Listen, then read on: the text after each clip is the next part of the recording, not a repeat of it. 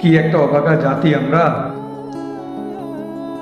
বিচার চাইতে হলে রাস্তায় আসা লাগে, রাস্তায় এসে আবার নিজে মরা লাগে, কিন্তু আসামি ঠিকই পাক পুকুর দিয়ে বাইরে যায়, আবার এই আগের কর্মকাণ্ডগুলো বাস্তবায়ন করে।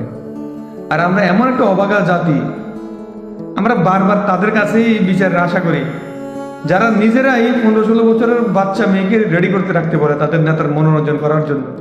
আমরা তাদের কাছে আবার বিচারের আশা করি। আর যারা নিজেরাই দর্শক, যারা নিজেরাই জারদের বাচ্চা, শুয়োরের বাচ্চা, কুত্তার বাচ্চা, বাচ্চাদের বাচ্চা, তাদের কাছে আমরা যাই বিচারের আশা। কত বড় আহাম্মকের বাচ্চা হলে আমরা তাদের কাছে আবার বিচারের আশা করি।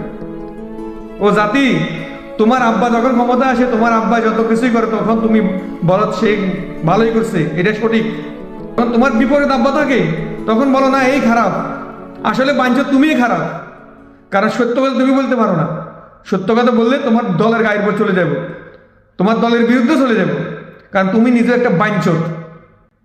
যখন তোমার নেতায় ফোন করে বলতেছে একটা 15-16 বছরের বাচ্চা মেয়েকে রেডি করে রাখো, আমার আব্বা আসবো মনোরঞ্জন করার জন্য, তোমরা এক বাঞ্চতে কিন্তু এটা প্রতিবাদ করো নাই, কিংবা শেয়ারও করো নাই, এ নিয়ে কিছু লেখো নাই। কত বড়